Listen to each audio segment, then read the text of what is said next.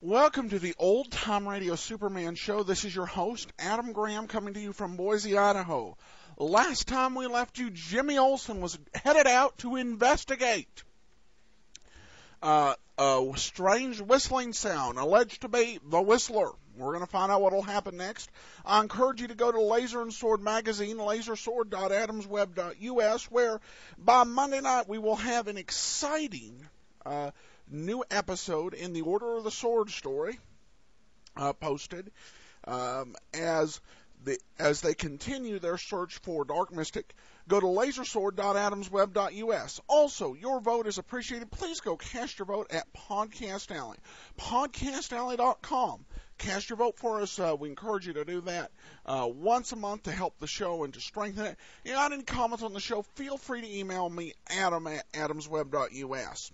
But without any further ado, and we've had enough ado right now, let's go ahead and get into The Last of the Clipper Ships, Part 4. Presenting the transcription feature, Superman! Up in the sky! Look! It's a bird! It's a plane! It's Superman!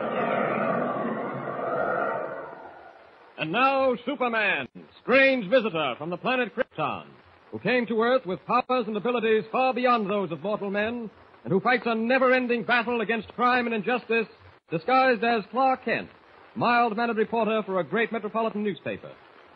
Taking a round-the-world cruise on the Clara M, last of the old clipper ships, Clark Kent and Jimmy Olsen have met with some very baffling adventures. In our last episode, we overheard with Kent a strange conversation between Keith Barnaby, the peg-legged first mate, and one of the crew. A conversation which told us that the crew were working for Barnaby and not for Captain Hawkins. Our episode ended, Jimmy Olsen, lying on the bed in his cabin, was trying unsuccessfully to go to sleep when... But wait. Listen. 1066, William the Conqueror. Doggone it, all those dates of English history keep running through my mind. Battle of Hastings. Oh, gosh. Sure is kind of mysterious lying here in this cabin with the creaking and the... What? That sounded like... It is. It's the Whistler.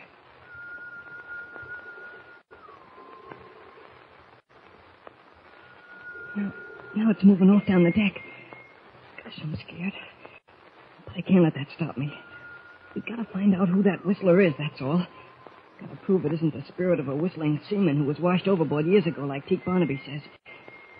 Yeah, I got to pull myself together and follow that whistle. Whistler's moving up forward. Gosh, it's kind of eerie out here. Maybe I better go get Mr. Kent. But if I do that, the whistle may stop the way it did the first time we heard it. Better... Wait. There's somebody climbing up into the rigging. You! Stop! Stop where you are! Wherever he is, he's right up there above me. Well, I can't climb any further than the top of the mast, so I'm gonna climb up there after him. Gosh, it's harder than I thought. The rigging seemed like it was alive. Oh, I almost slipped then. That shadowy figure. It's right above me. To have stopped. It's not going any higher. Hey! Aloft there! Come on down! You're caught and you can't get away! It's right above me now. It's so dark there I can't see him. Just a second. Oh! My hand! Hey, stop it! You're stepping on my hands! I said stop it! I can't hold on! You hear? I'll fall! Stop! I'm falling! Oh! I've got you. Hold tight. You're safe now. You're safe. Superman. Oh. Good thing I was walking about the deck and heard him calling. Oh, what on earth he was doing up in the rigging. I'd better get him down on deck again. Now. Down! Kid's fainted. Better get him back to the cabin as Clark Kent. Oh, there. What is it? This way, Barnaby. Something's happened to Jimmy. Huh? Oh, bless my eyes. The lad. Well, what is it? I don't know. I found him lying on the deck here as I came around. He's out colder than the mackerel. Better take him below. No, his cabin will do. I'll carry him. You lead the way, Mr. Kent. All right. There. Gotcha, lad. can't imagine what could have happened to him. Oh, we'll know as soon as he comes around. Ah, here's the cabin. Yeah. Put him on the bed there. I'll get some water. Well, look at his hands. They're bruised. Skin's broken in places, too. It looks as if they've been stepped on. That's funny. The Whistler. Gotta follow. Gotta find out. The Whistler. Blast my eyes, Mr. Kent. I do believe All right, it. now, Jim, snap out of it. Come on, now. Oh, it's you, Mr. Kent. Oh, What happened to you, lad? Who done this to you? the Whistler. I was trying to go to sleep when I heard him whistling outside my cabin. I followed him. I saw somebody go up into the rigging. When I got close to him, he stepped on my hands. I had to let go. What? You mean you fell from the rigging onto the deck? We'd best call the captain to look him over, Mr. Kent. If any bones is broken... No, I didn't hit the deck. Superman caught me as I was falling. Superman? And who might he be? Well, I'm afraid he's pretty much a character in Jimmy's imagination, Barnaby. Gosh, Mr. Kent, you've got to believe me.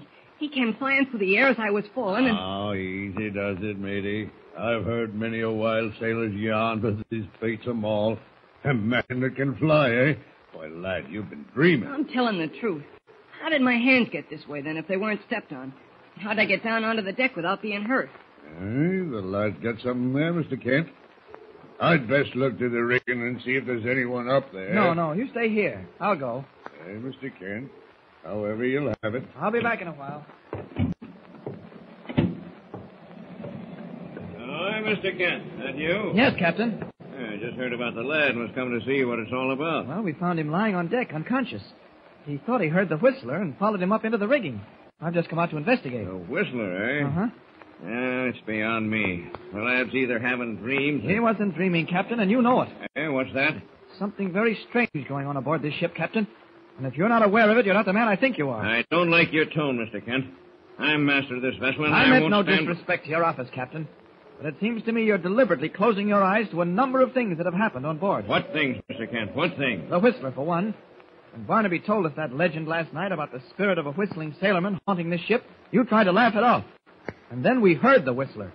We didn't imagine it, Captain.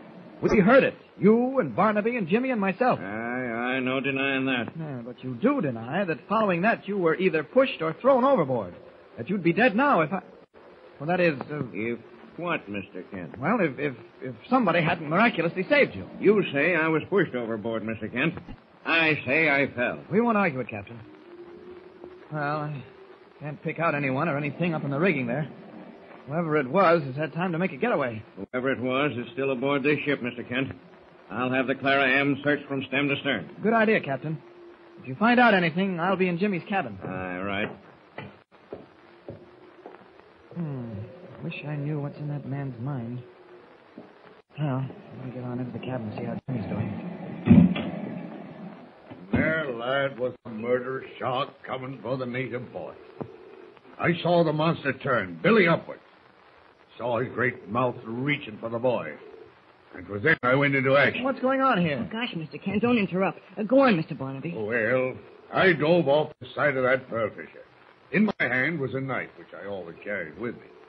I struck for the shark's belly, but he turned too quick, and the knife went into his back, up to the hilt.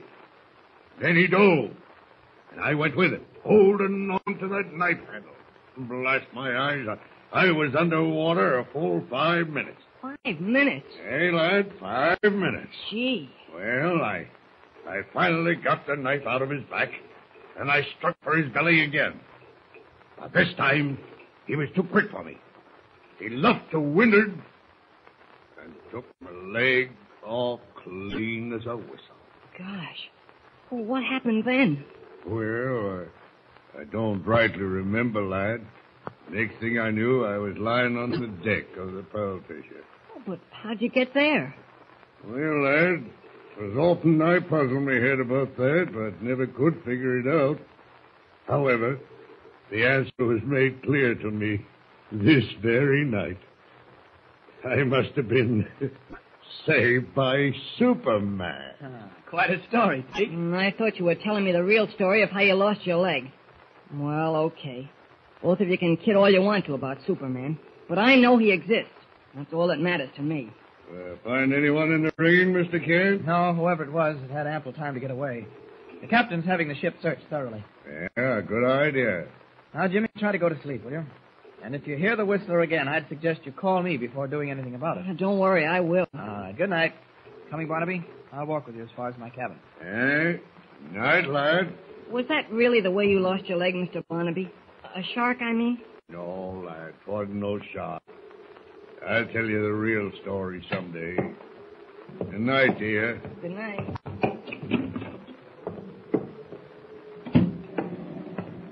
I wouldn't fill Jimmy's head with too many stories, Barnaby. No fear, Mr. Kent. So does the boy no harm? No, I suppose not. Well, what do you make of this, Superman business? The lad's no broken bones, and if he fell from the rigging... No, I can't account for it. But he may not have fallen as far as he thought. Eh? Well, I'll leave you here. I'm going below. Good night, Barnaby. All right. Well, I guess I better turn in myself. Oh, wait a minute. Now, that's odd. I wonder... Huh. I better have a talk with the man at the wheel. Good evening. Evening, sir. Beautiful night, isn't it? Hey, it is, sir. What's our course? By east, sir. South by east? Aye, sir. You're off your course then, helmsman. What?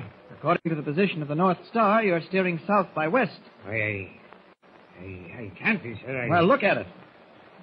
I got it, sir. You're right.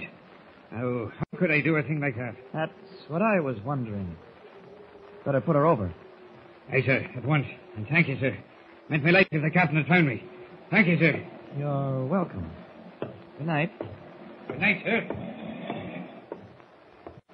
That man's either a fool or he was deliberately off his course. And I don't think he's a fool.